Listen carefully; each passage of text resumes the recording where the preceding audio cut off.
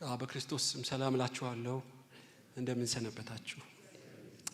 ዛሬ መጽሐፈ ዳንኤል ምዕራፍ 1 ጀምሮ ከቁጥር 1 እስከ 7 ነው የምናጠናው እና ደስ አለኝ መጽሐፉን ማስጠናት ሲጀምር። መጽሐፍ ቅዱስ ከያዛችሁ ትንቢተ ዳንኤል ምዕራፍ 1 ከቁጥር 1 እስከ 7 ያለውን አነባለሁ። በጌታችን በኢየሱስ ስም አነባለሁ። የይሁዳ ንጉስ ኢዮአቄም በነገሰ በሶስተኛው ዓመት የባቢሎን ንጉስ ናቡከደነጾር ወደ ኢየሩሳሌም መጥቶ ከበባት። ጌታም የይሁዳን ንጉስ ኢዮአቄምን ከእግዚአብሔር ቤት ዕቃ ከፍሎ በእጁ አሳልፎ ሰጠው። እርሱም ወደ ሰናዖር ምድር ወደ አምላኩ ቤት ወሰደው። ዕቃውንም ወደ አምላኩ ግምጃ ቤት አገባው። ንጉሱም ነውር የሌለባቸውንና መልካሞቹን በጥበብ ሁሉ የሚያስተውሉትን ዕውቀትም የሞላባቸውን ብልሃተኞችና አስማተኞች የሆኑትን በንጉሱ ቤት መቆም የሚችሉትን ብላቴኖች ከእስራኤል ልጆች ከነገስታቱና ከመሳፍንቱ ዘር ያመጣ ዘንድ የከለዳውያንን ትምህርት እና ቋንቋ ያስተምሯቸው ዘንድ ለጃንደረባው ለአለቃ ለአስፋኔዝ ነገረ። ንጉሱም 3 ዓመት ያሳድጓቸው ዘንድ ከዚያም በኋላ በንጉሱ ቤት ይቆሙ ዘንድ ከንጉሱ መብል ከሚጠጣውም ጠጅ በየዕለቱ ድርጓቸውን አዘዘላቸው። በእነዚህ መካከል ከይሁዳ ልጆችና ከዳንኤል አናንያ፣ ሚሳኤልና አዛሪያ ነበሩ። የጃንደረቦችም አለቃ ስም አወጣላቸው። የዳንኤልን ብልጣሶር፣ አናንያንም ሲድራቅ፣ ሚሳኤልንም ሚሳቅ፣ አዛሪያንም አብድናጎ ብሎ ጠራቸው። ይሄን ነው የምናጠነው። ጌታ እንዲያስተምረን እንጸልያለን። ጌታ ሆይ በዚች ማህበር ብዙ ወጣትና ኃያላንን እያስነሳህልን ነው። ምንም ተጽዕኖ የጨለመው ኃይል የበረታ ቢመስልም ነገር ግን ስምህን የሚያስጠሩ ቅሬታዎች በዘመን ሁሉ ጌታ ሆይ አንተ ያዘጋጃቸው ፋና ወጊዎች አሉ። በዚህም በአያት እንዲህ ያሉ ወጣቶች ስላስነሳህልን እናመሰግንሃለን። አሁንም ከቅዱስ ቃል ጥበብና ዕውቀትን ለመማር ከመንፈስህም ጸጋን ለመካፈል በፊት ነን። አቤቱ በዚህ በድረ ገጽ የሚሰሙትን በአካልም ተገኝተው የሚካፈሉት ሁሉ በስም የተባረኩ ይሁኑ። እኔንም እንድትረዳኝ የቃልን ፍቺ እናገር ዘንድ አንደበቴን ጥበብ እንድትሞላው የቃሉን መገለጥ እንድትሰጠኝ አቅም እንድትሆነኝ ደግሞም ጌታ ሆይ አንተ ከብረህ ሁላችን እንድንታነጽ በጸጋ እርዳን። ክብር ለአንተ ይሁን። በኢየሱስ ስም ብለህ ስማን። አሜን። ታዲያ ዳንኤል ሲጀምር ቁጥር 1 ላይ አሳልፎ ስለመስጠት ነው የሚናገረው። ከቁጥር 1 እስከ 2 የይሁዳም ንጉስ ኢዮአቄም በነገሰ በሶስተኛው ዓመት የባቢሎን ንጉስ ናቡከደነጾር ወደ ኢየሩሳሌም መጥቶ ከበባት። ጌታም የይሁዳን ንጉስ ኢዮአቄምን በእግዚአብሔር ቤት ዕቃ ከፍሎ በእጁ አሳልፎ ሰጠው። ይሄ ከበባና አሳልፎ መስጠት ስለሚለው ነው ዛሬ የማካፈላችሁ። የአመጽ አሰራር ድል የመንሳት ህይወት በሚል ነው የምናጠናው። ብትፈልጉ የባቢሎን መንፈስ አሰራር በሚልም እናጠናዋለን። እና ባቢሎን ጥንት የነበረ የፈረሰ መንግስት ነው። መንፈሱ ግን አሁንም አለ። ታውቃላችሁ፣ ጥልቅ አሰራር፣ የአመጽ አሰራር፣ የባቢሎን መንፈስ አሁንም ዓለምን ይቆጣጠራል። መንግስቱና ነገስታቱ ቢፈርሱም የማይሞተው መንፈስ ግን ስራውን ይዞ አሁንም አለ። እና ይህንን የአመጽ አሰራር ድል የነሱት ኃያላን የሆኑ አራቱን እናያለን። ግን የአመጽ አሰራሩ መጀመሪያ ለምን መጣ?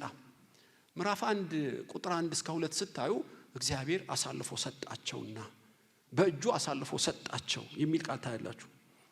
እና ይሄ አሳልፎ መስጠት እና መከበብ ድንገት በአንድ ቀን አይመጣም። ልጆቹን ለጠላት እግዚአብሔር አሳልፎ አይሰጥም። እና ነገር ግን እምቢ ብለን ካመጽን አሳልፎ የመስጠቱ ሂደት ቀስ በቀስ ነው። ምሕረቱ ግን በፍጥነት ነው። ስሙ ይባረክ። ስለዚህ የእግዚአብሔርን ባህሪ በእውነት ዛሬ ላካፍላችሁ እፈልጋለሁ። ለምንድን ነው አልፈው የተሰጡት?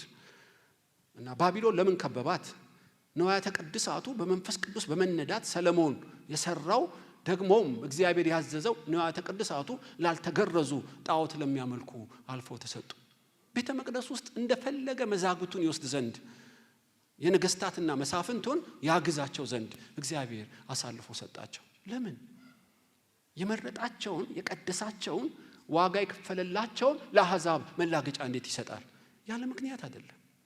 ታውቃላችሁ አሳልፎ መስጠት በብዙ ፕሮሰስ ውስጥ የሚሄድ ነው። ሆኖም ካልባነንና ካልገባን የማይቀር ነው። ይሄ በአዲስ ኪዳንም ይቀጥላል። ዛሬ የምናጠናው አንደኛው የባቢሎን የመንፈስ አሰራር አልፈህ እስክትሰጥ መጠበቅ ነው። ቁጥር 1 የምናጠናው የባቢሎን መንፈስ ወይም የአመጽ አሰራር ይከብሃል፣ እንደ አንበሳ ይዞርሃል፣ ያደባብሃል። ነገር ግን እግዚአብሔር ስለሚጠብቅ ስለሚከልልህም አያገኝህም። ሆኖም ተስፋ አይቆርጥም። አልፈህ እስክትሰጥ ይጠብቅሃል። ምን ማለት ነው? ቅጥሩን እስኪያነሳብህ ወይም ለጠላት አልፎ እስኪሰጥህ አድብቶ ይጠብቃል። ካለዛ አይችልም። ጸጉራችንን እንኳን መንካት አይችልም። ተቆጥሯል። ጸጉራችን፣ እርምጃችን ተቆጥሯል። እስትንፋሳችን ተመዝኗል። እና የዚህ ዓለም ገዢ ላያገኘን እንስት አንበሳ እንደተኛች እስራኤል ሆይ ይለዋል በለዓም ለበላቅ። እስራኤልን በውጊያ ልታሸንፈው አትችልም። እንደ እንስት አንበሳ እግዚአብሔር ይጠብቃቸዋል። እንደ በሬ እያጨደ የመጣ ያለ ምክንያት አይምሰልህ እና አምላካቸው ኃይለኛ አምላክ ነው ይላል። እና አልፈህ ካልተሰጠ በቀር ማንም ምንም ሊያደርግ አይችልም። ጲላጦስም አስርህና ፈታ ዘንድ ስልጣን እንዳለኝ አታውቅም ያለው ከአባቴ ካልተሰጠ አትችልም አለው። ስለዚህ በፊት የቆምኩት የምገረፈው የሚላገዱብኝ እኮ የጨለማው ሰዓት ስለሆነ ለዚህ ስለተሰጠሁ ነው እንጂ ስልጣን ኖሮ አይደለም። እና አልፎ መሰጠት አለ እና አሳልፎ ሰጠው ለባቢሎን ንጉስ። ከበበው። ዕቃዎቹንም እጆቹ የቻሉትን ያህል ወርቁን፣ ብሩን፣ ቤተ መዛግብቱን እንዲወስድ የመሳፍንት ሰዎችን እንዲያግዝ አልፎ ተሰጠው። ለምን?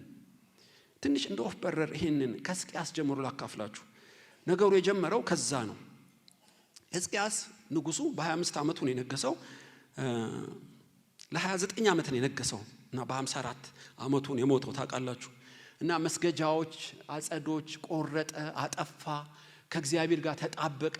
ሕዝቅያስ ነገሩ ሁሉ ተከናወነለት። እና በአንድ ወቅት ግን በእባጭ ቁስል ታመመ። መቼም መከራ ሲመጣ ነው የምንፈተነው ታውቃላችሁ። እና ኢሳይያስ መጥቶ ቤትን አስተካክል ትሞታለህ አለው። ፊቱን ወደ ግድግዳ አዙሮ እየየውን አስነካው። መልካም ያደረኩትን ጣዖታትን ማጥፋቴን አንተን ማምለኬን አስብልኝ ጨምርልኝ አለው። እንዴ ቤትን አስተካክል ማለት ይሄን ያህል ያስለቅሳል? መሞት መቀሰፍ ነው እንዴ? ወደኔ እኮ ልወስድህ ነው ያልኩህ። በምድር መኖር ፈለክ እንዴ ከኔ ጋር ከመኖር? አዎ እድሜ ጨምርልኝ። 15 ዓመት ሰጥቻለሁ። እግዚአብሔር የማያውቀው ዓመት ተሰጠው። ይገርማችኋል። በጣም አደጋ ነው። እና ሕዝቅያስ እባጭ ቁስል ወጥቶበት ነበርና ትፈወሳለህ አለው። ታውቃላችሁ ኢሳይያስ ሕዝቅያስ ያለውን በምን አውቃለሁ አለው እንደምፈወስ። በምን አውቃለሁ? እኔ ቀባጣሪ እኮ ነብይ አይደለሁም፣ እግዚአብሔር ልኮኝ ነው። እኔ ነው በምን አውቃለሁ የምትለኝ? ምልክት ስጠኝ አለው። ለአንዲት ትንሽ ቁስል ታውቃላችሁ እግዚአብሔርን ተጠራጠረው። በአባት በአካዝ የጥላ ደረጃ ጥላው 10 ሰዓት ይመለስ ወይስ 10 ሰዓት ወደፊት ይድልህ አለው። አይ 10 ሰዓት ወደ ኋላ ይመለስ አለው።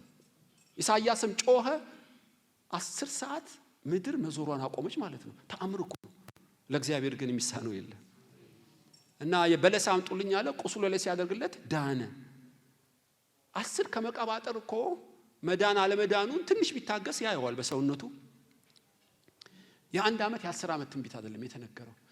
እና አልፎ ተሰጠ መሰለኝ ባለማመኑ። ስለዚህ መዳኑን የሰሙ የባቢሎን ሰዎች አሁን የምናነባቸው ስጦታ ይዘው መጡ ማለት ነው ለሕዝቅያስ። ያላሳያቸው አብያተ ቅዱሳት ምስጢራት ያላስነበባቸው መዛግብት የሉም። ያልተገረዙትን ጣዖት የሚያመልኩትን ቤተ መቅደስ ውስጥ አስገባቸው። እና ኢሳይያስ እነዚህ ከየት መጡ ምን አርክላቸው አለው። ያላሳዩአቸው የለም አለው። ያዩትን ሁሉ ይወስዳሉ አለው። ልጆችህን ጃንደረቦች ያደርጉልሃል እና መቅደሱን ያገዙታል። ይሄ በማዘመን ነው የሚሆነው? በልጅህ ዘመን ነው። በእኔ ዘመን ሰላም ከሆነ መልካም ትንቢት ተናግረሃል አለው። ተመልከቱ፣ አሳልፎ የተሰጠ ሰው የሚያስበውንም የሚያደርገውንም አያውቀው። ምልክቶች ህይወቱ ላይ ያለ ቅጥር ተነሳበት ማለት ነው ሰውየው። ሕዝቅያስ መዛበር ጀመረ እና ምናሴን ወለደው። የተረገመ ምናሴ ታውቃላችሁ ስለሱ። በ12 ዓመቱ ነው የነገሰው እና በተጨመረለት ዓመት ነው የተወለደው ምናሴ። እና ምናሴ ለ29 ዓመት ነው የነገሰው። በ54 ዓመቱ በ72 ዓመቱ ነው የሞተው። 50 ዓመት ነው የነገሰው ምናሴ። ይገርማችኋል፣ ምናሴ ተቃራኒ ነው ያባቱ ያደረገው። አጸድን ቆረጠ የሚለው ምናሴ አጸድን ተከለ ይላችኋል። ጣዖትን አጠፋ የሚለው ጣዖትን ተከለ ይላችኋል። ምናሴ ንጹህ ደም በማፍሰስ ምድሪቱን ሞላው። መተተኛ ደጋሚን ሁሉ ሰበሰባቸው። ልጁን እኮ አይደለም ልጆቹን እስከ ህይወታቸው ለሞሎክ ለተባለ ጣዖት አቃጥሎ ሰጣቸው፣ መስዋዕት አድርጎ። አንብባችኋል። ሌሎች እኮ ተራራ ላይ ነው ልጆቻቸውን የሚሰዉት፣ መቅደስ ውስጥ ነው ይሰዋላቸው። የተረገመ ልጅ ነው የወለደው። እግዚአብሔር የነገን አይቶ ነው እኮ ልውሰድ ያለው። እምቢ ሲል ሊቋቋመው የማይችል ከሱ ዘር ብቅ አለ እና ምናሴ ምድሪቱን ሁሉ በደም ሞላት። እሱም አንቀላፋ እና ልጁ አሞጽ ተተካ። የምናሴ ልጅ አሞጽ በ22 ዓመቱ ነው የነገሰው። 2 ዓመት ነው የነገሰው። አመፀኛ ስለሆነ እንደ አባቱ እንደ ምናሴ ገደለው። ባሮቹን የገደሉት አንቀላፋ። ከአሞጽ ቀጥሎ አስገራሚ ኢዮስያስ ይመጣል። አሁን አልፎ ለምን ተሰጠ የሚለውን ላካፈላችሁ ነው። የዚህ የአሞጽ ልጅ ኢዮስያስ እኔ ከአዳም ጀምሮ እስከ ዛሬም እንደሱ ያለ ሰው አላየሁም። አንድ ሰው በፍጹም ልብ፣ በፍጹም ነፍስ፣ በፍጹም ኃይል እግዚአብሔርን አመለከ የተባለው ለአንድ ነው፣ እሱም ለኢዮስያስ ነው። ሄዳችሁ አንብቡት። አስገራሚ ሰው ነው ይሄ ሰው በእውነት። ከመወለዱ ከብዙ 100 ዓመት በፊት የይሁዳው ነብይ ትንቢት አምጥቶለታል። ኢዮሮብዓም ኢዮስያስ የሚባል ለዳዊት ቤት ይወለዳል፣ ጣዖትን የሚያመልኩ አጥንት ያቃጥላል ተብሎ ትንቢት የተነገረለት ሰው ነው ኢዮስያስ። የዚሁ የምናሴ የልጅ ልጅ ነው፣ የአሞጽ ልጅ ነው። ሁላችሁ ነው ኢዮስያስ ልዩ የሚያደርገው የነገሰው በ8 ዓመቱ ነው። የ8 ሀገር ንጉስ፣ የ8 ዓመት ንጉስ በዓለም ታይቶ እንደሆነ እኔ አላውቅም። ነገር ግን በ8 ዓመቱ እግዚአብሔርን ይፈልግ ጀመር እና 31 ዓመት ነው የነገሰው። ቤተ መቅደስ የለም፣ ፈርሷል። ቅዱሳት መጻሕፍት የሉም፣ ተቃጥለዋል ወይም ጠፍተዋል። ነገር ግን እግዚአብሔርን በፍጹም ልቡ ይፈልግ ነበር። የምድርን አጸድ ቆረጠ፣ ጣዖትን ደመሰሳቸው። የምድሩ አለበቃ ብሎት ከምድር ቆፍራችሁ አጥንት አውጡልኝ፣ ጣዖት ያመለኩት ሁሉ ይቃጠሉ አለ። ተአምራዊ ሰው ሆነ እና ድንገት ቤተ መቅደሱን ሲያጸዱ ስክሮልስ የተባሉ መጽሐፍ ተገኙ እና ካህናት አምጥተው መጽሐፍ እኮ አገኘን አሉት። እስኪ አንብቡልኝ አላቸው። ለመጀመሪያ ጊዜ ቅዱሳት መጽሐፍት በእጁ ገባ። ሲያነቡለት ጣዖትን እንዴት እንደሚጠላ እግዚአብሔር ማን መሆኑን ሲያነቡለት እየየውን አስነካው ኢዮስያስ። ይሄማ ከእግዚአብሔር ርቀን ጠፍተናል ማለት ነው። ሂዱና ልብስ አጣቢ ያለች ለሷ ቁጣው በርዷል ወይስ አሳልፎ ይሰጠናል? እስኪ እግዚአብሔር ይጠይቅልኝ አለ። አንድ ልብስ አጣቢ ያለች ስሟ ህልዳና ይባላል፣ ነብይት ነች። ከቤተ መንግስት ባለሟሎች መጡ። ለምንድን ነው የመጣችሁት? እግዚአብሔር ስለ እስራኤልና ስለ ንጉሱ ምን ይልሻል? ንጉሱ ኢዮስያስን ይላከን። መንፈስ ቅዱስ ገባባት። ለኢዮስያስ እንዲበሉት ቅዱስ ቃሌን ሰምተህ አልቀሳልና በገርነት በፍጹም ልብ ተከተለኸኛልና እድሜህን አረዝመዋለሁ አላለውም። ሄዳችሁ እኛ እንደዛ ነው የምንጠብቀው። ሰማይና ምድር በረከት አጠጣሃለሁ አላለውም። በጣም ወድጄሃለሁ፣ በፍጹም ልብ ተከተለኛልና በሰላም ታንቀላፋለህ፣ ከአባቶች ጋር በአልጋ ላይ ታርፋለህ። ንገሩት። እነዛ ጣዖትን ያመለኩት ግን አድናቸዋለሁ፣ አለቃቸውም። የቤተ መንግስት ባለሟል መተው ነገሩት።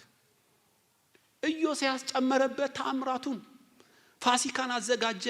ከግብጽ ከወጡ ጀምሮ እንደ ኢዮስያስ ፋሲካን ያዘጋጀ የለም። ቤተ ክህነቱን ካህናቱን አበረታ፣ መቅደሱን አጸና። ሪቫይቫል አመጣ ኢዮስያስ እና በጣም የምትገረሙት ይሄ ኢዮስያስ ልክ 31 ዓመቱ ላይ ገና እኮ ጎልማሳ እድሜው ላይ የግብጽ ንጉስ ኒካኡ ከርሚሽ ወደ ተባለች ምድር ፈረስ ይዞ መጣ። አሁን ለምሳሌ ኢዮስያስ እዚህ ጋር ቢሆን ግብጽ እዚህ ጋር ብትሆን ሊዋጋ የመጣው ከርሚሽ የተባለችውን እዛ ጋር ያለውን አገር ነው። ለከርሚሽ የሚቀርበው ኢዮስያስ ነው ከግብጽ ንጉስ ከኒካኡ በላይ እና እግዚአብሔርን የሚወድ እግዚአብሔር የመሰከረለት ሰው እያለ የግብጽን ንጉስ ኒካኡን ከርሚሽን ደብድብልኝ ብሎ ላከው እግዚአብሔር። አንዳንዴ ያሰራሩ ተገረማላችሁ። የግብጽ ንጉስ ኒካኡ ፈረስ ይዘህ ለምንድን ነው የመጣኸው አለው ኢዮስያስ። አይ ካንተ በኋላ ያለችውን ሀገር ደብድብልኝ ብሎኛል።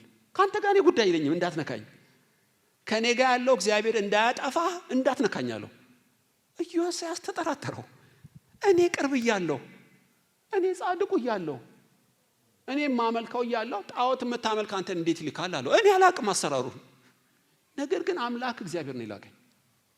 ኢዮስያስ አላመነው። ኧረ እባክህ በጦርነት ሐሳብ ልትወጋኝ ነው እንዲህ ብሎ ጦርነት ገጠመው እና ፈረሰኛ ሆኖ እየተዋጉ እያሉ በቀስት ወግተው ወጉት ኢዮስያስን። ደሙ መፍሰስ ጀመረ ማለት ነው። ከዛ ቤተ መንግስት ሲገባ ኢዮስያስ ሞተ። በጣም ያስደነግጣል። በ31 ዓመቱ ያ ሳይጠግቡት ያ ቅባቱ እስካለበት ጭጭ አለ ኢዮስያስ። እስራኤል አንቀብርም አሉ፣ ደነገጡ። እንዴት ይሞታል? በአሕዛብ እጅ እንዴት ይሞታል? ደሙ ፈሶ እንዴት ይሞታል? ይሄን የሚመስል ሰው እንዴት ይሞታል? እየየውን አስነኩት፣ ግራ ገባቸው። እኔም ቢሆን ግራ ገብቶኝ ነበር በእውነት። ኢሳይያስና ኤርሚያስ መጡ ቀብሩ ላይ። ኤርሚያስ ሲዘምር ኢሳይያስ የሰበከ ነው የሚመስለኝ እና ሄዳችሁ ታውቃላችሁ፣ አንብባችሁታል። ኢሳይያስ ትንቢት ውስጥ አለ። እስራኤል ሆይ ጻድቅ ጨርሱ ሲላቸው ይሞታል አላቸው። ደነገጡ። ጻድቅ ይሞታል? ይኖራል እንጂ አመፀኛው ይሙት እንጂ አይደለም። ምሕረት የሚያደርጉ ከምድር ይወገዳሉ። ለምን? አመፀኛው ይወገድ እንጂ አስጨርሱኝ። ከፊታችሁ የሚመጣውን ታላቅ መከራ እንዳያይ ብሎ ባቢሎንን ስላየ ነው እግዚአብሔር። ከፊታችሁ ያለ አውራቂስ አውሎ ነፋስ አለ። ልጄ ኢዮስያስ ሩጫውን ጨርሷል። ተወጋ ማለት ተቀሰፈ ማለት አይደለም። አደጋ ደረሰበት ማለት አሳልፌ የሰጠሁት ማለት አይደለም። በሰላም ያንቀላፋል፣ ክፉ ነገር እንዳያይ ወስጄዋለሁ ይላል። ኤርሚያስም የቅኔ የለቅሶ ቅኔ ገጠመ። ሰዎች ሁሉ ሲሞቱ የሚዘመር ቅኔ እና ተስማሙ። እስራኤሎች ገባቸው። ልክ ኢዮስያስ ከሞተ በኋላ ታውቃላችሁ፣ በዚህ በግብፅ ንጉስ በኒካው ከተገደለ በኋላ ልጁ ኢዮአክስ የሚባል ለሶስት ወር ነገሰ። የግብፅ ንጉስ ኒካው ኢዮስያስን ገሎ ኢዮአክስን አነገሰው ማለት ነው። እና ኢዮአክስ አልገብርም ብሎ ለግብፅ ንጉስ ሲያምታታ እሱን ወደ ግብፅ ወሰደውና ወንድሙን ኢዮአቄምን አነገሰው። ወንድሙን ያነገሰው ኤልያቄም ኢዮአቄም ስማቸውን ቀየሩት እንጂ ኢዮአቄም ነው የሚባለው። የግብፅ ንጉስ ግን ኤልያቄም ብሎ ቀየረው ታውቃላችሁ። እና ልክ በዚህ ጊዜ ምርኮ አንድ የተጀመረው በዚህ ጊዜ ነው። የይሁዳ ንጉስ ኢዮአቄም በነገሰ ጊዜ ያልኳችሁ አሁን ደረስኩበት ማለት ነው። እና የኢዮስያስ ልጅ ኢዮአክስ ለ3 ወር ገደማ ነው የነገሰው እና 1 ዓመት ያህልም አልሞላውም። ሲያምጽ የግብፅ ንጉስ መጣ፣ ሻረውና ወንድሙን አነገሰበት ኢዮአቄምን። ስሙን ኤልያቄም ብሎ ጠራው ማለት ነው። ከዛ ማመጽ ጀመረ ኢዮአቄምም። ከምርኮ 1 በኋላ ምርኮ 2 እንደምታውቁት ኢዮአቄምና ወንድሙንም አፈለሳቸው እና የከባድ ምትን የተመቱት። 3ኛው ምርኮ ላይ ናቡከደነጾር መጣ እና ናቡከደነጾር 3 ዓመት ከነገሰ በኋላ አደጋ ጣዮችን ጣለበት። ኢዮአቄምን ወይም ኤልያቄምን ከ11 ዓመት ንግስና በኋላ ወደ ባቢሎን አስወሰደው። 2ኛው ምርኮ ነው ታውቃላችሁ። እና ምርኮ 2 ዮአኪን በ18 ዓመቱ በፋንታው ነገሰ። 3 ወር ከ10 ቀን የነገሰው ናቡከደነጾር ማረከው ማለት ነው። አሁን ወደ ዋናው ሐሳብ እመጣላችኋለሁ። እና ምርኮ 3 ዮአኪን ከተወሰደ በኋላ ሴዴቅያስን አነገሰበት። የስሙ መብዛት ብዙ አትጨነቁ፣ ዋናውን ሐሳብ አጎላላችኋለሁ። ሴዴቅያስን አነገሰው የባቢሎን ንጉስ። የዮአኪን ወንድም በ21 ዓመቱ በፋንታው አነገሰው። ከ11 ዓመት በኋላ ሴዴቅያስ አመፀ። 2ኛ ዜና ምዕራፍ 36 ላይ ከ11 ጀምሮ ታሪኩን ታገኛላችሁ። እና ሴዴቅያስ ኤርሚያስ ለብዙ ዓመት ለምኖታል። ለባቢሎን ንጉስ አሳልፈ ስጥ እጅህን ሲለው እምቢ አለ። እና ሴዴቅያስ በባቢሎን ንጉስ ላይ አመፀ እና የባቢሎን ንጉስ ሰራዊት ላከበት ማለት ነው። ናቡከደነጾር ሴዴቅያስ አመልጣለሁ ሲል 1 ዓመት ከበበው አገሩን እና በረሃብ አለቁ። አመልጣለሁ ሲል በጓሮ በር ሴዴቅያስ ተያዘ የመጨረሻ ያየው ልጆቹ ሲገደሉ ነው።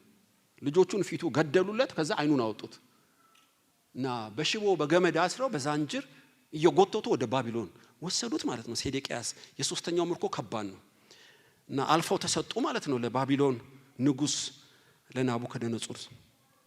አልፎ መሰጠት የሚለውን ብቻ እንድትይዙት ነው እንጂ የነገስታቱ ብዛት አመታቸው ተከታታይ ማናቸው የሚለውን መጨነቅ የለባችሁም። ከፈለጋችሁ ፕሪንት አድርጌ እሰጣችኋለሁ። በእውነት ግን ስለ አልፎ መሰጠት ነው። እና የእስራኤል ንጉስ የይሁዳ ንጉስ ኢዮአቄም በነገሰ በሶስተኛው ዓመት የባቢሎን ንጉስ ናቡከደነጾር ወደ ኢየሩሳሌም መጥቶ ከበባት። ጌታም የይሁዳን ንጉስ ኢዮአቄምን በእግዚአብሔር ቤት ዕቃ ክፍል በእጁ በባቢሎን ንጉስ እጅ አሳልፎ ሰጠው። ለምን ብትሉ ይሄን ሁሉ ታሪክ የተረኩላችሁ በአንድ ጀንበር አይደለም። ሲያምጹ ሲያባብላቸው፣ ሲያምጹ ሲቆነጥጣቸው፣ ሲያምጹ እምቢ ሲሉ ለግብጽ ንጉስ በትንሹ አርጩሜ ለሚጋረፍ አሳልፎ ሰጣቸው። አልባነኑም። ባቢሎን የተባለ አደገኛ ደምሳሽ ላከባቸው። እየጨመረ ነው የመጣው ማለት ነው። ምሕረቱ በፍጥነት ነው። አሳልፎ ሲሰጥ ግን በቀስታ ነው። ባኖ ለተመለሰ አመለጠ። ላልባነነ ግን ቁጣው እየነደደ ይመጣል ማለት ነው። ቅጣቱ እየጨመረ ይመጣል። ስለዚህ ይሄ ንጉስ ኢዮአቄም አልፎ የተሰጠው ሴዴቅያስም በሶስተኛው ዙር አልፎ የተሰጠው የአመጹ ብዛት ስለጨመረ ነው። እንግዲህ አንዱ የባቢሎን መንፈስ ወይም የአመጽ መንፈስ የሚጠባበቀው የመንፈሱ አሰራር አመጽ በስቶ አልፈስ ክትሰጥ አድብቶ ይጠብቃል። ለምሳሌ ይሁዳ ከመባው ይሰርቃል። አሳልፎ ስላልሰጠው ምንም አልተነካም። ይሁዳ ያመልካል፣ ፈውስ ጋር አብሮ ይሄዳል፣ ይገባል፣ ይወጣል እና ኢየሱስ ስላለ አልቻለም ሰይጣን። መጨረሻ ግን ከኔ ጋር በወጭት የሚያጠቅሰው ነው ሲል ሰይጣን ገባበት። ለምን? እጁን አነሳ ጌታ። አየ ጥበቃውን ካነሳ አጥሩ ከተነሳ ማንም ሊቋቋም አይችልም። የዚህ ዓለም ገዢ ጉብ ነው የሚልብ። ከዚህ በኋላ ይሁዳ ስጋና ደሙ ነው እንጂ የሚመራው የዚህ ዓለም ገዢ ነው። ቃኤል ያደባ እንዳያገኝህ ተጠንቀቅ፣ ፊት ለምን ጠቆረ? ይኸውልህ እንዳይነክስብህ እኔ ከልክዬ ነው፣ ተጠንቀቅ አለው። ወንድሙን ገደለው። ሰይጣንም ቃኤል ውስጥ ገባበት። ሰይጣንም ሳኦል ውስጥ ገባበት። ትዝ ይላችኋል። እና አልፈው ሲሰጡ በክፉ መንፈስ እና በክፉ ሰው እጅ ሲገቡ ማንም ሊያድናቸው አይችልም። ግን በአንድ ጀንበር አይሆንም እንላችሁ አሳልፎ መስጠት። ሰይጣን ግን የሚጠባበቀው ይሄንን ነው። በኢሳይያስ ምዕራፍ 1 ቁጥር 8 ላይ እስራኤል በምን ልመስላት? ከራሱ ጀምሮ እስከ እግሩ ድረስ ጤና የለውም። ከዛስ ልቡ ደከመ፣ ከዛስ ቆሰለ፣ መገለ፣ ጠላት እንዳፈረሳት ባድማ ጠላት ከበበው ይላቸዋል። ምሳሌውን ይሁ አልፎ መሰጠት 3 ክፍሎች አሉት እያለው ነው። በታመመ ሰው መሰለው። የታመመ ሰው ሁሉ አልፎ ተሰጠ ማለት አይደለም። ምሳሌውን ነው የምላችሁ። ሰውየው ራሱን አመመው። ካልነገርኳችሁ አታውቁ። የውስጥ ጉዳይ ነው። ልቡን አመመዋ። ካልነገርኳችሁ አታውቁ። ከራስ ጀምሮ እስከ እግሩ ድረስ ጤና አጣ። ካልነገርኳችሁ አታውቁ። ህመሙ የጨመረ ቢመጣም ግን ውስጣዊ ነው፣ ሚስጥራዊ ነው። ሰው ሲበድል ለብቻው ነው የሚያናገረው፣ አሳልፎ አይሰጠውም። ወንድም ወይ እህት ብትበድል ለብቻው አውቅሳት፣ አሳልፋት ተስጣት እንደተባሉ። አረ ተው ልጄ ሆይ ይሄ ነገር ይላል። ለሚስትህም ለባልሽም አሳልፎ አይሰጥም፣ ለአገልጋይም አሳልፎ አይሰጥም። በውስጥ ግን ያነጋግርሃል። እምቢ ካልክስ፣ የውስጥ ድምጽ እምቢ ካልክስ ቆሰለ ይልሃል። ቆሰለ ማለት የማደብቀው ቁስል ነው። ምን ሆነ እዚህ ጋር ቆሰልክ ይልሃል። ሰው ያያል። ለአንድ ሰው እምቢ ካለ ለአንድ ለሁለት ወይ ለሶስት ሰው ንገርበት ይላል ከበደለ። አሰራሩ እንደዛ ነው። ቆሰለ እንዲመለስ ነው የተፈለገው። ከዛስ አበጠ፣ አልተመለሰም፣ መገለ። አየ ውጨኛው ሁለተኛው ብሎክም ከቁስል ወደ እብጠት ወደ መግል ነው ሄደው። አልፎ ቆስ ያለ እየሰጣው ነው። አልባነንም። ለመመለስ እድል ነበረው፣ አልተመለሰም። ሶስተኛው እና የመጨረሻው ለቤተ ክርስቲያን ንገራት።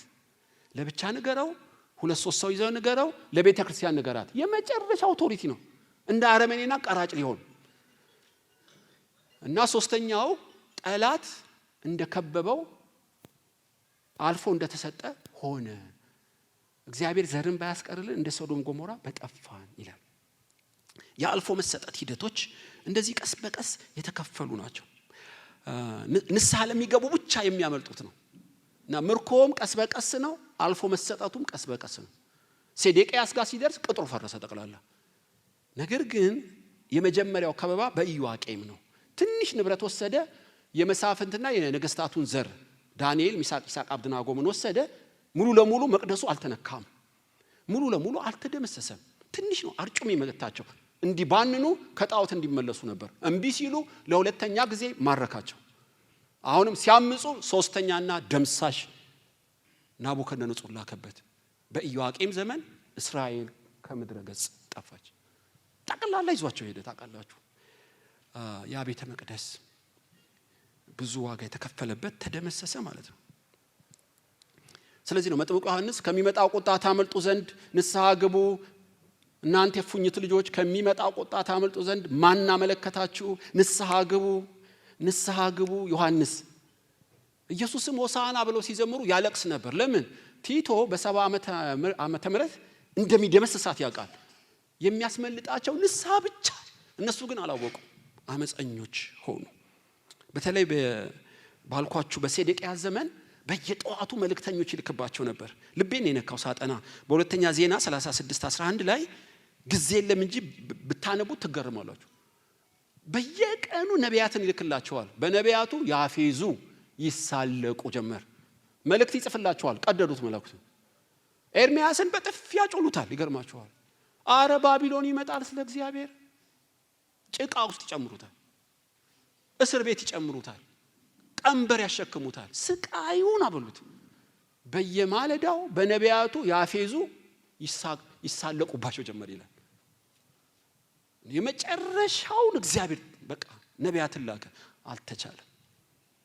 ሰዓቱ አለፈ አለ። በቃ ባቢሎን ጀምራሉ። ለካ አመፀኛ ነገስታትም የእግዚአብሔር አገልጋይ ናቸው። ባሪያዬ ናቡከደነጾር ይለዋል እኮ። ጣዖት እኮ ነው የሚያመልከው። ግን ነገስታትን እንደወደደ የሚያሰማራ እንደ መስኖ ውሃ የነገስታት ልብ በእጁ ስለሆነ ጀምራለሁ። ብድግ አለ። ዱላ እጅ ሰው ሳይዘው ይማታል ይላል። ነገስታት የእግዚአብሔር ዱላ ናቸው። ናቡከደነጾር አንተ ቁጭ በል ህዝቤን እንዳነካ። ኒካው ጀምራለሁ። ትንሽ ነው ኒካው፣ ጠቅጠቅ አደረጋቸው። እንዲባንኑ ነው። እየታበዩ እየደነደነ ጆሮአቸው እየተደፈነ መጣ። ባቢሎን ጀምራለሁ። አሳልፎ ሲሰጣቸው መቅደሱን ሲያግዝ ልጆቻቸውን ሲያግዝ አልባንኑ። የአመጽ ሚስጥር አሰራሩ የባቢሎን መንፈስ አደራረጉ እንዴት ነው? አልፈ እስክትሰጥ አድብቶ ቁጭ ይላል። እጁን እስኪያነሳ ቀጥሉን እስኪያነሳብህ ወይም ከእግዚአብሔር ክልል ዞን እስክትወጣ ይጠብቃል። ካገኘ አለቀ። ስለዚህ አመጽ ዋጋ ያስከፍላል። አልፎ መሰጠት መራራ ነው። ይገርማችኋል። ግን አልፎ የመሰጠት ምልክቶች በአንድ አይደሉም። እኔ ወደ 9 ነገርኳችሁ ቢያንስ። መጀመሪያ ለብቻ በውስጥ ያናግርሃል በ3 ከፍሎ። ከዛ ጓደኛ ህልም አይቻለሁ ምን ሆንክ ዛሬ ሲያቃጀኝ ነው ትልሃለች። ይገልጥብሃል በጓደኛ። እዛ አክስት አሜሪካ ያለች ትደውልልሃለች ደንገጥ እንድትል ነው። ታክሲ ስትገባ ድንገት መዝሙር ሲከፈት ስላንተ ነው የሚነግርህ። ደንገጥ እምቢ ካልክ ይኸው ሊያንዣብቡብሃል የሌሊት ወፎች ተፍ አድርገው ይሄዱብሃል። የኔ ነው የምትለው። አየህ አሁን በቃል እምቢ ካልክ በምልክት እምቢ ካልክ ከባድ ነው። አጅሬ ሊገል ሊያጠፋና ሊያርድ ነው የሚመጣው። እና ቃየልም ከእግዚአብሔር ፊት ወጣ፣ በመንከራተት ኖረ። አሳልፎ ሲሰጥ መንከራተት ጀመረው ማለት ነው። የባቢሎን መንፈስ አሰራር ወይም የአመጽ አሰራር አንደኛ አልፎ እስኪሰጡ ይጠብቃል። መድኃኒቱ ምንድነው? ለዚህ ፈጥኖ ንስሐ ነው ብራዘር። ዳንኤል የነገስታቱ ዘር ውበታቸው ጥበባቸው የበዛ አልፎ የተሰጡት ከሕዝቅያስ ጀምሮ የተገነባ የኃጢአትና የአመጽ ብዛት። እኔ አንዳንዴ ሀገሬን የጦርነት ሀገር ለምን ሆነች መቼ ነው የሚቆመው ላለው በእውነት ግን በእኛ ትውልድ ብቻ አይደለም። ከጥንት ጀምሮ ብዙ ደም፣ ብዙ ጉቦ፣ ብዙ ዝሙት፣ ብዙ አመጽ እየጨመረ ሲመጣ ለአመጽ አልፈ እየተሰጠ ነው የሚመጣው። ቢነግሩ አትሰማም፣ ቢመክሩ አትመለስም። እግዚአብሔር ምድራችን አሳልፎ አይስጥ። በእውነት ከባድ ነው አሳልፎ መስጠት።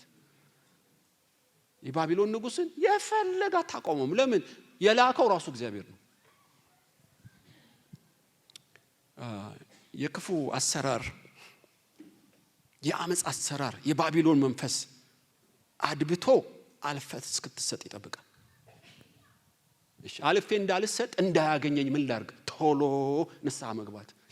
ገና ተረክ ሲያደርግልህ ድንግጥ ብለህ ንስሐ። በቃ ምሕረቱ በፕሮሰስ አይደለም፣ ወዲያው ነው የሚምርህ። ስታምጽ ግን ቀስ እያለ ነው የሚያሞቅህ። ተው፣ ይቆነጥጣል፣ ይገርፍሃል። ቀስ እያለ ነው። በጣም አመፀኛ ስትሆን ቅጥሩን ያነሳል። ያኔ አለቀ። የምታደርገው ሁሉ ትክክል ስለሚመስልህ ማንም ሊመልስህ አይችልም። የአመጽ አሰራር፣ የባቢሎን መንፈስ አሰራር ሁለተኛ ምልክቱ ምንድነው? ሁለተኛ አሰራሩ ከህብረት መለየት ነው። ላንብብላችሁ እዚህ ጋር ቁጥር 2 ጌታም የይሁዳ ንጉሥ ኢዮአቄምን ከእግዚአብሔር ቤት ዕቃ ከፍሎ በእጁ ሰጠው። እርሱም ወደ ሰናኦር ምድር ወደ አምላኩ ቤት ወሰዳቸው። ሰናኦር ምን እንደሆነ ሲገባህ ነው። ወደ አምላኩ ምድር። እኔ እንዲያውም ሳጠና 4000 ጣዖታት፣ 53 መቅደሶች፣ 180 መሰዋዎች ባሉበት ቁጭ አድርገው 13 ነው የ14 ዓመት ልጆች ነው። የ15 ዓመት ልጅ እኮ ነው ብላቴ ነው። 400 ጂኒ ጣዖት የሚመለክበት መሃል ቁጭ አድርገው። በቃ ስትሄድ ብቻ ነው ያወራ ነው የምትሄደው። ከተኛ ድብና አርጎ እንቅልፍ ነው። አዚም ድንዛዜ፣ መዛበር፣ ብቻውን ማውራት። በሰልፍ ይመጡልሃል። ጣዖታት ባለበት እዛ መቅደስ የለም፣ ካህን የለም፣ አባት የለም፣ እናት የለም። ከቅዱሳን ህብረት መለየት ነው የባቢሎን መንፈስ አንዱ ስራው።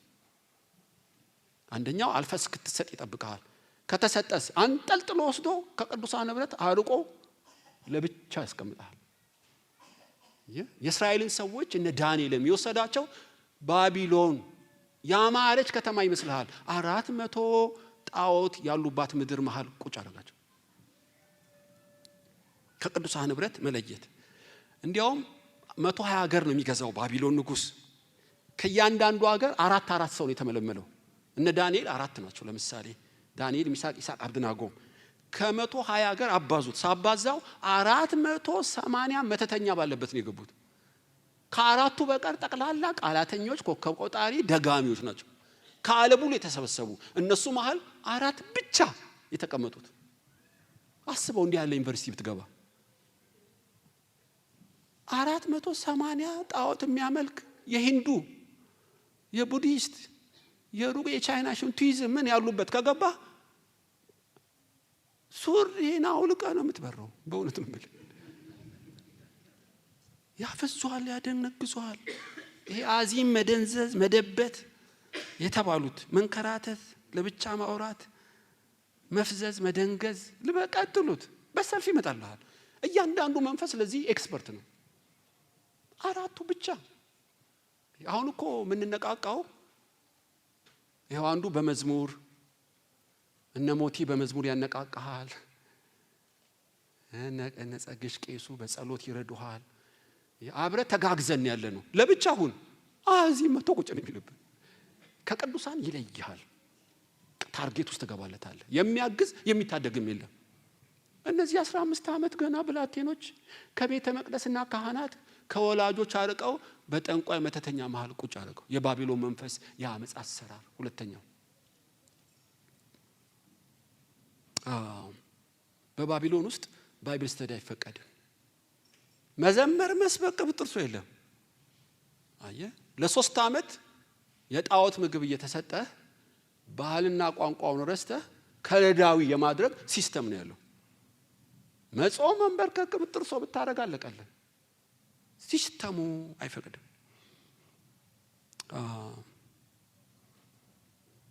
እኔ አንድ ቦታ ሄጄ ነበርና አንድ መኪና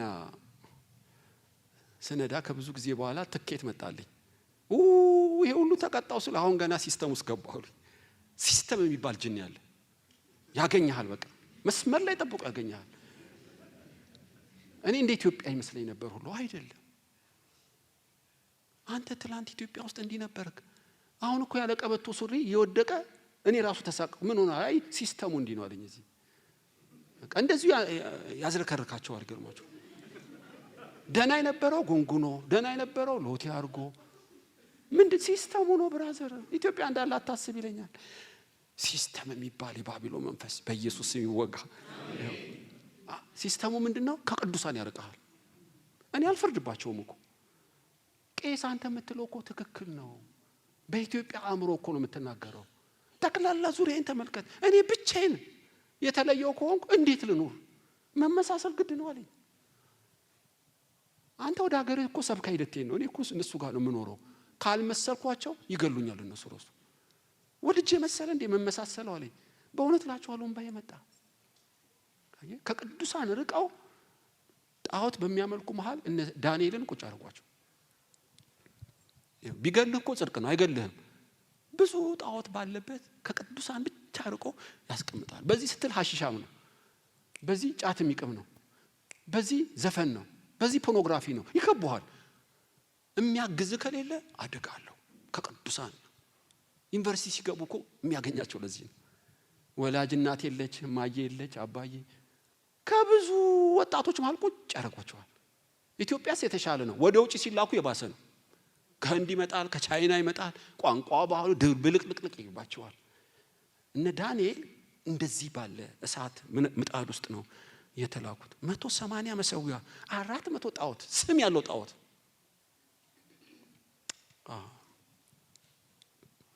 ታውቃላችሁ አንዱ 1000 ሁለቱ 10,000 ያሳድዳሉ የሚለው የቅዱሳን ጉልበት በጣም ታላቅ ስለሆነ ነው። እና ብቻውን ለሚሄድ ወዮለት ይላል። ቶማስ ለ7 ቀን ከደቀ መዛሙርቱ ቢለይ ድንዝዝ አለ። 11 ደቀ መዛሙርት ተነሳ ቢሉት ጣቴን በቀዳዳ ካልከተትኩ አላምንም አለ። 7 ቀን እኮ ነው። ዞር ስትል ደነዝ አድርጎ ቁጭ ነው የሚያደርገው። አብረ ስትሆን ግን ብትደክምም አንዱ ይዘምራል፣ አንዱ ያበረታሃል፣ ትተናነጻለህ። ቢላን እንደሚስል ከተለየህስ አለቅ። ወዲያው መልከን ይቀይረዋል። ትዝ ይላችኋል። ዲናም የያዕቆብ ልጅ ነች። ከአባቷ ድንኳን ተለይታ ወደ ሴኬም ሄደች። የከተማውን ሴቶች ለማየት አንድ ቀን ሄደችው። የኤሞሊ ሴኬም ጉብ አለባት። ፓትርያርኩ ያዕቆብ እስክታድግ እኮ ነው የመከራት። ሴኬም ግን በአንድ ጨዋታ ልቧን አፈነደው። ደስ አላት። መኝታ ቤት ሄዳ ክብሯን ሰጠችው። በአንድ ቀን ንግግር አታምኑ። የሴኬም ንግግር አንድ ቀን አይምሰልህ። ስፒሪት አለው። አፈዛ ደንግዛለሁ። ልጅቱን ሰለባት። በውጭ ያሉ አጋንንቶች ቀላል አይምሰሏቸው። እኔ አንድ ማይክል ጃክሰን ነው ማን ነው ሞቷል። ድንገት በቲቪ አይቻለሁ። በድንገት ነው ያየሁት። እና ሜዳ ላይ ገና እኮ አልወጣም። በእውነት ጊታር ይዞ እንደዚህ ሲል ሴቶቹ ይፈሉ ይወድቃሉ። ሳይዘፍን እኮ ነው። በአምቡላንስ ሲሄዱ አይቻለሁ። ይሄ ዘፈን ነው ስፒሪት ነው አጋንንት ነው እንጂ በእውነት ነው የምላችሁ። እልም ብሎ ፌንት አድርገው ይወድቃሉ። ትገረማላችሁ። በእንደዚህ ያለ ማህበረሰብ ውስጥ ነው ዳንኤል የገቡት ነው የምላችሁ እኮ መዘዙ። ሎጥም ከአብርሃም ተለይቶ ሰዶም ጎሞራ ገባ። ነፍሱን ማዳኑ ጻድቅ ነው ሎጥ በእውነት። ሰዶም ጎሞራ ጠቅላላ አመፀኛ ህዝብ፣ ወንድ ከወንድ ከምን የምትሉት አይነት ብቻውን እንደ ጌሾ ወቀጡት። አብርሃም ባይማለድለት አደጋ ውስጥ ነው የገባው። ውጫዋ እንደ ባቢሎን ያምራል፣ ውስጡ ግን ከአብርሃም ለየው። አየ ባይብል ስተዲ የለ፣ ዝማሬ የለ፣ ጾም ጸሎት የለ፣ ብቻውን አገኙት። ጻድቅ ነፍሱ ተጨንቃ ከስታ ነው የሞተችው። በየለቱ ሎጥ ይጨነቅ ነበር ከሚያየው። እኔ አንዴ ወደ አንድ ክፍለ ሀገር ሄጄ ነበር፣ ስሙን አልነግራችሁ። እና ዳንኤልን በ18 ዓመቱ ወስዶ በጣዖት መሃል ቁጭ አደረገው። ከባድ የባቢሎን መንፈስ የአመጽ አሰራር መለየት።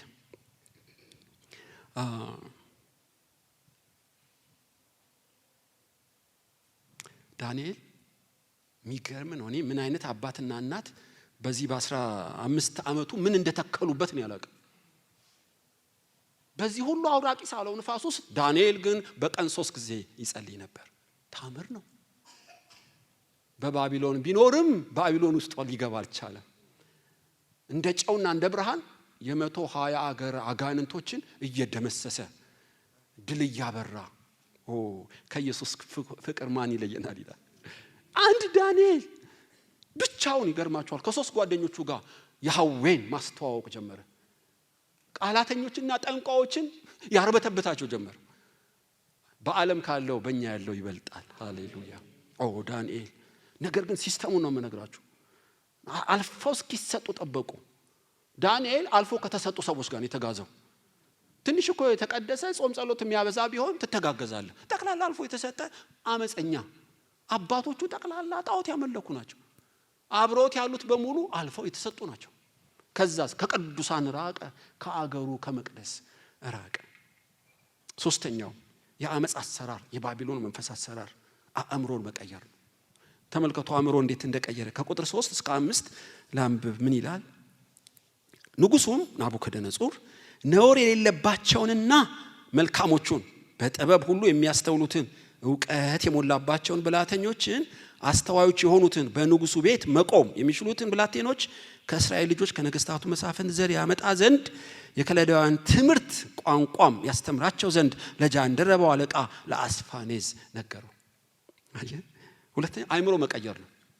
ጠቅላላ የጠቢብ መልከ መልካም የሆኑ ነውር የሌለባቸው አስተዋዮችን ውሰድልኝ። ምን ላርግ? የከለዳውያን ትምህርት አስተምር። አእምሯቸውን ቀይረው። የአብርሃም ዘር ነኝ መገረዝ ነው፣ ቅዱስ ህዝብ ነው፣ ቅዱስ ቃል የሚለውን አእምሯቸውን አጥረህ አውጣልኝ። 3 ዓመት ሰጥቻለሁ፣ ምግብም ባጀትም እንካሉ።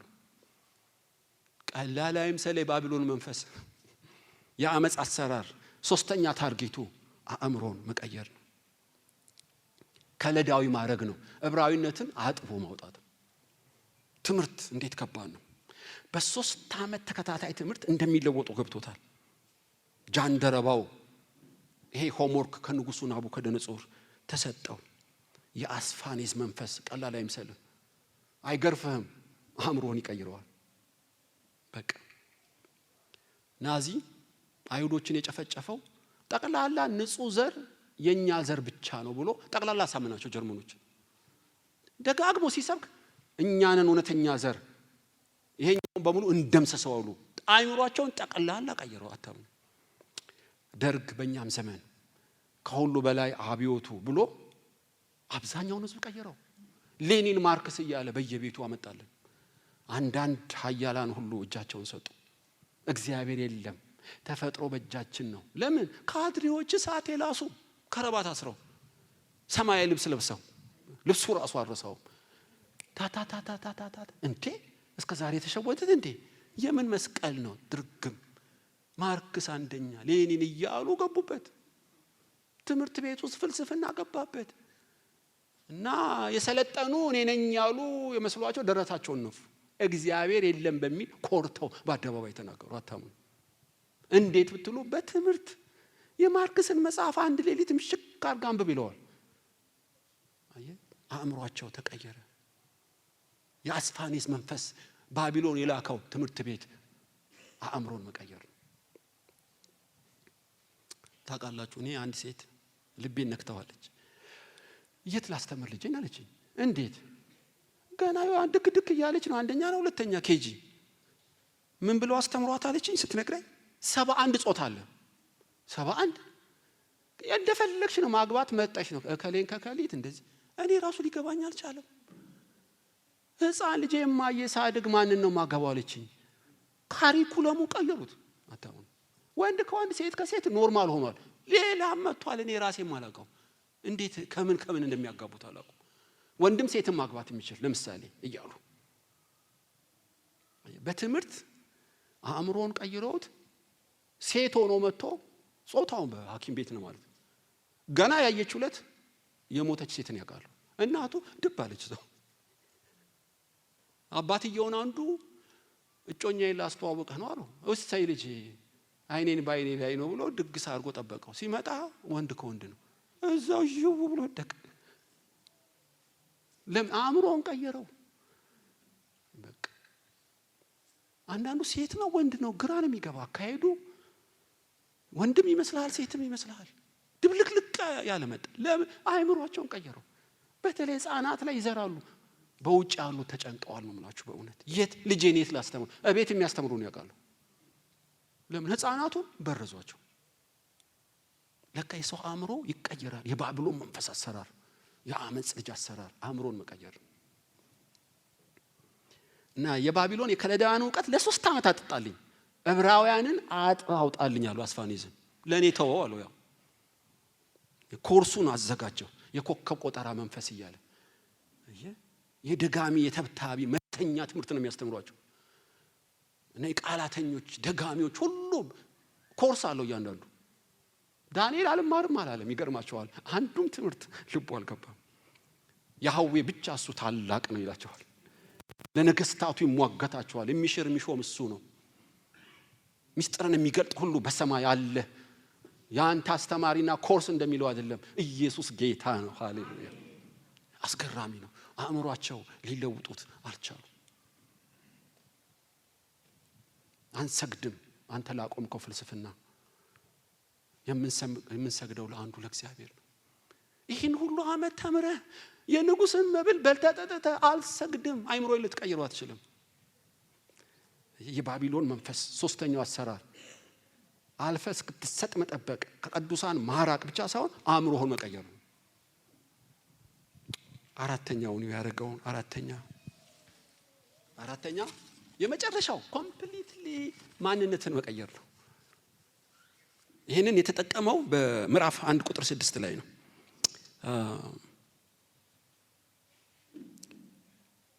በንጉሱም ፊት ይቆሙ ዘንድ ከንጉስ መብል ከሚወጣው ጠጅ አዘዘላቸው። በየዕለቱም ከነዚህ መካከል ይላል ቁጥር 6 ከነዚህ መካከል የጃንደረባው አለቃ ስም አወጣላቸው። ቁጥር 7 የጃንደረቦቹ አለቃ ስም አወጣላቸው። ዳንኤልን ብልጣሶር፣ አናንያን ሲድራቅ፣ ሚሳኤልንም ሚሳቅ፣ አዛሪያንም አብድናጎ ብሎ ጠራቸው። ኮምፕሊትሊ የማንነት ቅየራ። አራተኛው ማንነትህን ኮምፕሊትሊ ቀይረዋል። መታሰቢያም ትዝታም እንዳይኖርህ አባቶች ያወጡልህን ስም በጣዖታት ስም ይቀይረዋል። እና ምን ብሎ እንደቀየረው ከ400 ጣዖታት መሃል የአራቱን ስም ብቻ ነው የሰጣቸው። እና አብርሃም ስም አብርሃም ሳይሆን አብርሃም ይባል። ለምን? የብዙዎች አባት ማለት ነው። እና ዳዊት የተወደድክ ማለት ነው። ታውቃላችሁ። ሰለሞን የሰላም ሰው። በመጽሐፍ ቅዱስ ላይ ስም ምክንያት አለው። እግዚአብሔር ሲያወጣ ከማንነት ጋር ይገናኛል ስም። እና ዳንኤል ማለት እግዚአብሔር ዳኛዬ ነው አባት እናቱ ያወጡለት ነው። ስሙ በተጠራ ቁጥር የእግዚአብሔርን ዳኝነት እንዲያውቅ ነው የተፈለገው። ነገር ግን ናቡከደነጾር ምን ብሎ እንደለወጠው ብልጣሶር ብሎ ቀየረው። የቤል ልዑል ማለት ነው። ቤል የተባለ ጋኔን አለ። የሱ ልጅ እንደማለት አድርጎ ቀየረው። አናንያን እግዚአብሔር ቸር ነው ማለት ነው። አናንያ የምታውቁት ሲድራቅ ብሎ አዘዘው። ለአቅ የታዘዘ አቅ የሚባል ጣዖት አለ። የዚህ የአቅ የተባለው ጣዖት ታዛዥ ባሪያ የሚል ትርጉም ሰጠው። ሚሳኤል እንደ እግዚአብሔር ያለ ማንም የለም የሚለውን ሚሳቅ አለው። አቅን የመሰለ ማንም የለም ብሎ ቀየረው። እግዚአብሔርን የመሰለ ማንም የለም ነው የአዛሪያ የሚሳኤል ትርጉም። እሱ ግን ጣዖትን የሚመስል ማንም የለም ብሎ ቀየረው። አዛሪያ እግዚአብሔር ረዳቴ ነው ማለት ነው። አብድናጎ አለው የኔቦ ሎሌ ማለት ነው። ኔቦ የተባለ ጣዖት አለ። የሱ አሽከርና ሎሌ ነኝ ብሎ ቀየረው። ተደጋግሞ ስሙ ሲጠራ ማንነቱ እንዲቀየር ተፈልጎ ነው። ዳንኤል ስማቸው ቢቀየርም ሄዳችሁ መጽሐፉን ይዩት። እኔ ብልጣሶር ራእይ አይቼ አይላችሁም። እኔ ዳንኤል ያፈለገ ቢያወጣልኝ አባቶች ያወጡልኝን አልተውም። እኔ ዳንኤል ነኝ፣ እኔ ሚሳቅ ነኝ፣ እኔ አብድናጎም ነኝ ብለው ነው ራሳቸውን የሚጠሩት። ዳንኤል የተባለውም ራእይ ባየ ጊዜ ብሎ ይጽፋል። እንዲያውም ጃንደረባ አደረጋቸው በሕዝቅያስ ኃጢአት ምክንያት።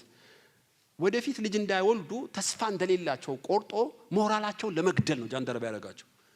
ከዚህ በኋላ ልጅ አልወልድ፣ በምርኮ ነኝ ያለሁት፣ አባት እናት የለኝ፣ የራሱ ጉዳይ እስከ መቼ ነው? አንዴ እኮ ይኖራል ብለው ጥልቅ እንዲሉ ነው ጃንደረባ አድርገው ስሙን ቀይረው የፈለገ ጣዖት መሃል ክተተው ወይ ፍንክች ንቅንቅ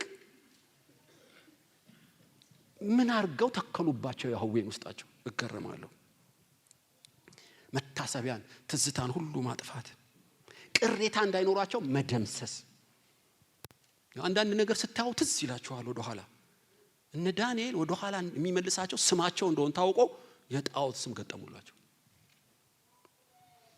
እኔ ኢሚግሬሽን ለአንድ ፓስፖርት ለማደስ ሄጄ ነበር እና ብዙ ፊታቸውን ተሸፋፍነው ስም ይጠራል። ትዕግስቱ ሲባል አቤት አልኩ።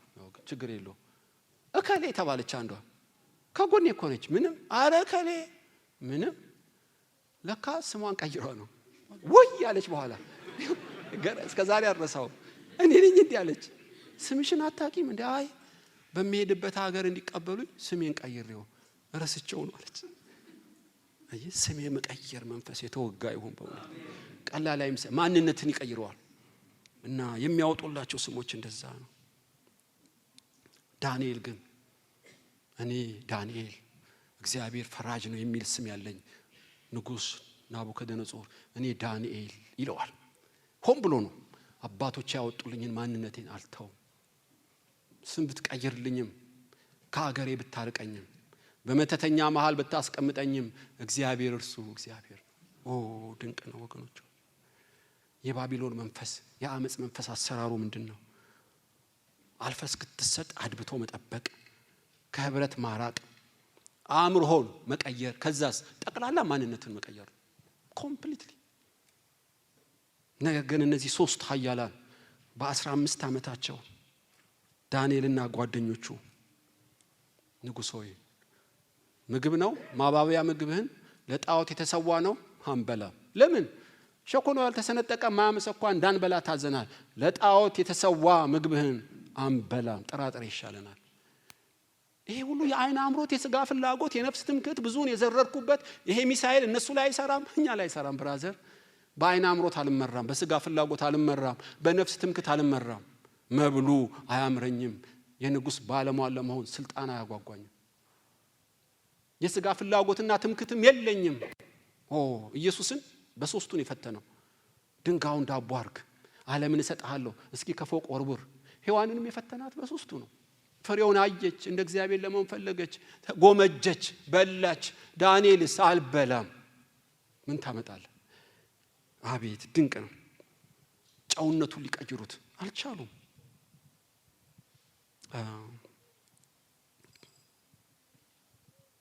በባዕድ ሀገር የ127 ሀገር ስልጣን አላጓጓውም። የንጉስ ማለፊያም አላለፈበትም። በቀን 3 ጊዜ ከአምላካቸው ጋር ቀንና ሌሊት ያመልኩት ነበር። ሊያመቻምቹ እድል ነበራቸው? በደንብ ነው። የጦርነት ጊዜ ነው። ካህን የለ፣ ሁሉ ተግዟል። ምን ማድረግ እንችላለን? ከወላጅና ከሀገራችን ርቀናል። በንጉስ ፊት ነን። ምን አማራጭ አለን ከመብላት ውጪ አላሉ። ልክ እንደ ዮሴፍ ይገርማል። ከሀገሩ ውጪ በግብጽ ውስጥ ብታማልለውም የጠቅላይ ሚኒስትሩ ሚስት ኖ አላት። ካህን የለም፣ አባት የለም፣ እናት የለም፣ የአባቶቼን አምላክ አለውጠው፣ የፈለግሽውን አርጊኝ። እነ ዳንኤል ይኸው ዮሴፍ መንፈስ ነበረባቸው። ታውቃላችሁ ዳንኤል በ17 ዓመቱ ነው እንደዚህ በልጅነቱ ቢማረክም እስከ 70 ዓመቱ ድረስ ያው ሳይለወጥ ሳይቀላቀል ሳይሸቀጥ የክርስቶስን ሕይወት እንደ መዓዛ በሁሉ ቦታና በሁሉ ጊዜ አበራው። በባቢሎን በ120 ሀገር ውስጥ ኢየሱስን አደመቀው። ባቢሎን ይገርማቸው ዘረራቸው ጣዖታትን። ታውቃላችሁ ውጤቱ ነገስታቱ እስኪሰግዱለት ሆነ። በእርግጥም የዳንኤል አምላክ ምስጢርን የሚገልጥ አምላክ ነው። እሱ የሚሽር አምላክ ነው። ከእሳት የሚያድን የዳንኤል አምላክ የማያመልክ እሳት ውስጥ ይጣል እስኪል ድረስ የዳንኤል አምላክ ድል እየነሳ ዞረ። አንድ የተመቸው ሰው ሲያገኝ ብርሃኑን በምድር ላይ ያበራ። ታውቃላችሁ 400 ጣዖታት፣ 53 መቅደሶች፣ 180 መሰዊያዎችን ዳንኤል ደመሰሳቸው ከጓደኞቹ ጋር ሆኖ። በዳንኤል ያለው በዓለም ካለው ይበልጣል። ታውቃላችሁ ቃላተኞች፣ መተተኞች ሊቋቋሙት አልቻሉ። ውጤቱ ምን ሆነ? ውጤቱን ኔክስት ዊክ እናያለን። በእርግጥ ግን እንደ ወፍ በረር እንደ ውጤቱን ብቻ ነግሬያችሁ እጨርሳለሁ። ዳንኤል በእንደዚህ ያለ ማንነት ከጓደኞቹ ጋር ስለኖረ እግዚአብሔር በሚሰራበት ጊዜ ገንዘብ ሆነ። እንዘረዝረዋለን ኔክስት ዊክ። ዳንኤል የሰማይ ጥበብና እውቀት ማንም በትምህርትና በስልጣን በዘር የማያገኘውን አምላካዊ እውቀት ዳንኤል ማግኘት ጀመረ። እጅግ የተወደድክ ዳንኤል እየተባለ እኛ ያላየነውን እስከ ምጽአት ዘረዘረለት፣ መጋረጃውን ገለጠለት። ገርማችኋል። ሚስጥርን ሁሉ ይገልጥለት ጀመር። አስገራሚ ነው። በሚቀጥለው ሳምንት እናየዋለን። ወገኖቹ የዛሬው ትምህርት ምንድነው? ለዳንኤል የሰራ ኢየሱስ ዛሬም አለ። በእውነት የፈለገ ጨለማው ድቅድቅ ይሁን፣ አመጹ ብዙ ይሁን፣ በእኛ ያለው ከዓለም ካለው ይበልጣል። አሜን። የገሃነም ደጆች የቤተ ክርስቲያንን አይቋቋማትም። ድል በመንሳት የሚያዞረን ኢየሱስ እዚህ ቤት አለ። ዳንኤል ብቻውን ከጓደኞቹ ጋር የ127 ሀገር ከዘረረ ወገኖች ሆይ እኛማ በአዲስ ኪዳን በጸጋ ዘመን በእውነት እንዴት አንበልጥ? ሚስጥርን የሚገልጥ የነገስታት ሁሉ አምላክ፣ የታመነ አምላክ፣ የተፈተነ ቃል ይዘን ስላሴዎች ከኛ ጋር መላእክት በዙሪያችን ይዘን ድል በመንሳት እንዞራለን። ይሄ ነው የዛሬው ትምህርት። የባቢሎን መንፈስ ያላገኛቸው፣ የአመጻ አሰራር ያልነካቸው እንደ ዳንኤል በኖሩበት ዘመን ሁሉ ጌታን አስከብረው እነሱም ከብረው ከሞቱም በኋላ ታሪክ በሕይወታቸው የተጻፈ ያርገን።